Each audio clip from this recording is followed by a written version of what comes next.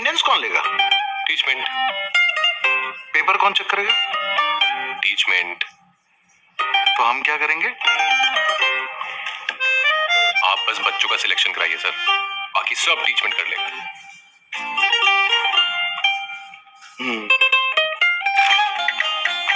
चाहे जैसी भी जरूरत हो, टीचमेंट पे टीचिंग आसान है।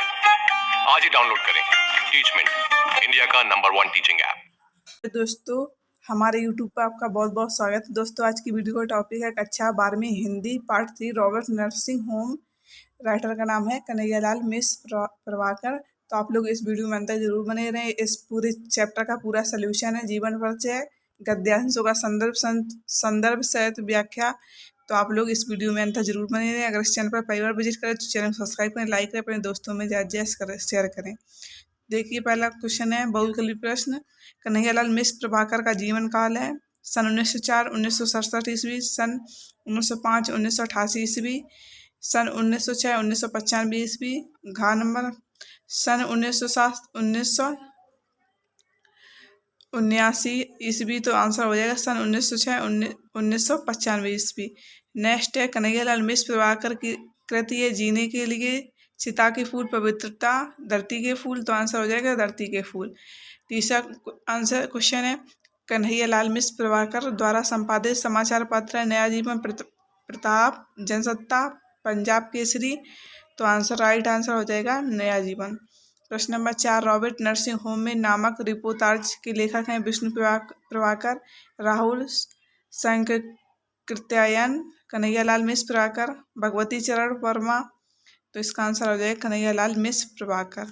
लेखक संबंधी प्रश्न, कन्हैयालाल मिश्र प्रभाकर का जीवन परिचय देते हुए उनकी रचनाओं का उल्लेख कीजिए। कन्हैयालाल मिश्र प्रभाकर का साहित्यिक परिचय लिखिए, अथवा में भी है ये। कन्हैयालाल मिश्र प्रभाकर का जीवन परिचय देते हुए उनकी कृतियों और भाषा शैली पर प्रकाश डालिए। ये कोई भी क्वेश्चन आ जाए तो आप लोग इस तरीके से इसका आंसर लिख सकते हैं। दोस्तों, अगर अभी तक आपने मेरे चैनल को सब्सक्राइब नहीं किया तो आप सब्सक्राइब करें, लाइक करें, अपने दोस्तों में भी शेयर करें। तो देख लीजिए जीवन परिचय। श्री कन्हैयालाल मिश्र का जन्म उत्तर प्रदेश के सहारनपुर जिले के देवबंद ग्राम में हुआ था। 29 मई 1906 को देवबंद जिला सहारनपुर में जन्मे ब्राह्मण संस्कारी बालक कन्हैया ने 5 वर्ष की आयु में ही अंधविश्वास और रूढ़िवादिता का विरोध करना आरंभ कर दिया था।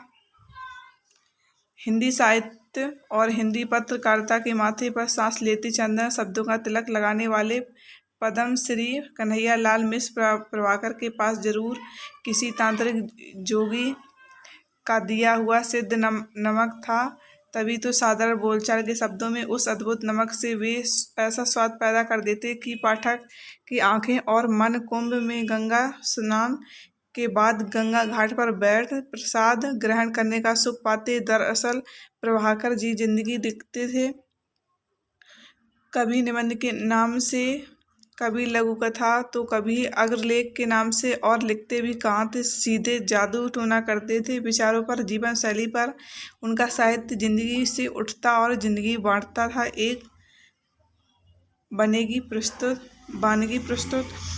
पटना को रेलवे स्टेशन जीवन के तंग आए एक सज्जन रेलगाड़ी से कटकर मर जाने के लिए स्टेशन पर टहल रहे हैं। गाड़ी के आने में देर, पता नहीं क्या सोचकर सामने बुक स्टॉल से जेब में पड़ी आखिरी अठन्नी देकर नया जीवन पत्र खरीद लेते हैं। प्रभाकर जी का लेख धीरे धीरे जियो जैसे उन्हें ढूंढ रहा है। पढ़ते ही उनकी दुनिया बदल जाती है। उनकी गाड़ी फिर से आशा उत्साह की पटरी पर आ जाती है। वे घर लौट पड़ते हैं सफलता के शिखर छूने का संकल्प लेकर। यह प्रभाव था प्रभाकर जी की लेखनी से निकले शब्दों का लेखन प्रभाकर जी के लिए लोक रंजन का माध्यम नहीं था, वे तो लिखते ही थे नागरिकता के गुणों का विकास करने के लिए। वे कहते थे हमारा काम यह नहीं है कि हम विशाल देश में बसे चंद दिमागी अभ्यासों का फालतू समय चैन और कुमारी में बिताने के लिए मनोरंजक साहित्य का मैं खाना का हर समय खुला रखे। हमारा काम तो यह है कि इस विशाल और महान देश के कोने कोने में फैले जन साधारण के मन में विस्खलित वर्तमान के प्रति विद्रोह और भविष्य के निर्माण की श्रमशील भूख जगाएं। ऐसे उदात्त आदर्श को सामने रख कर साहित्य रचने वाले साहित्यकार की कलम भी उलझे समझाते नहीं सकती उसे तो उस सूली पर लटकते हुए भी अपनी कलम की धार और पैनी करनी होती है। और यही प्रभाकर जी ने भी उन्होंने अपनी मिशनरी पत्रकारिता के बारे में बड़ी मार्मिक बात कही है। अन्न रुके चरण, अन्न बुझे दीप, अन्न झुके ललाट और अन्न थके शिव संकल्प का संघर्ष है। तो आप इस प्रकार से आप लोग कुछ देख लीजिए, पढ़ भी लीजिए दोस्तों। अपने दोस्तों में भी शेयर कीजिए। ये बोर्ड एग्जाम के लिए बहुत ही इम्पोर्टेंट है, तो आप लोग इस वीडियो को ज़रूर देखें।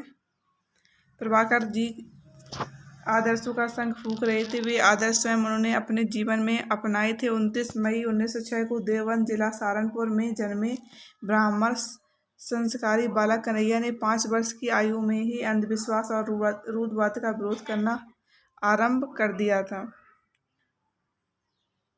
यहाँ से देखिए, अंग्रेजी शासन का सूर्य बाद में अस्त हुआ 15 अगस्त 1947 को, और ठीक उसी दिन प्रभाकर जी द्वारा संपादित पत्र विकास का पुनर्जागरण पुनः सूर्योदय हुआ। अत्याचारी हारा, क्रांतिकारी जीता।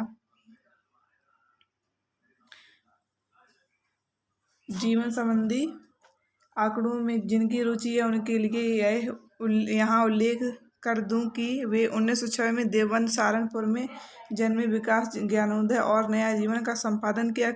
कवि, निबंधकार, रिपोर्टाज लेखक, लघुकथा लेखक, संस्मरण लेखक, पत्रकार, जीवनी लेखक के रूप में ढेरों पुस्तकें लिखी। राष्ट्रीय प्रश्नों पर, सामाजिक स्थितियों पर लेख और टिप्पणियाँ लिखी और लिखे कई हजार पत्र। 1990 में भारत के राष्ट्रपति द्वारा उन्हें पद्म श्री ने सम्मानित किया गया। ढेरों सम्मान और पुरस्कार उन पर बरसे। उन्हें साहित्य पर विभिन्न विश्वविद्यालय में शोध कार्य हुए। 9 मई 1995 का उनका निधन हो गया। 9 मई 1995 में इनका निधन हो गया।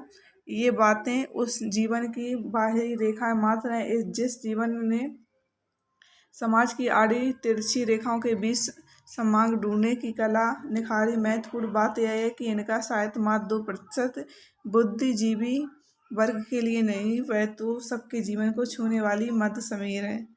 दोस्तों, ये रेखाचित्र की कृतियाँ भी दी हैं। नई पीढ़ी के विचार, जिंदगी मुस्कुराई, मोटी हो गई सोना, भूले बिसरे चेहरे, लघु कथा, आकाश के तारे, धरती के फूल, संस्मरण, दीप जले, शंख बजे, ललितबंद, क्षण बोले कण, मुस्कुराए, बाजे पहलिया के घुंघरू। संपादन तो आप लोग देख लीजिए। मोस्ट इम्पोर्टेंट ये गद्यांश के आधार पर दिए गए प्रश्नों के उत्तर है। ये गद्यांश भी है, तो आप लोगों को एग्जाम में ये गद्यांश, प्रसंग, संदर्भ जरूर लिखने को आती है, तो आप लोग देखिए। ये चैप्टर मोस्ट इम्पोर्टेंट है दोस्तों, आप लोग ज़रूर देखिए और याद भी करिए। दोस्तों, अगर इस चैनल पर पहली बार विजिट करें, चैनल को सब्सक्राइब करें, लाइक करें, अपने दोस्तों में ज़्यादा शेयर करें। तो मिलते हैं नेक्स्ट वीडियो।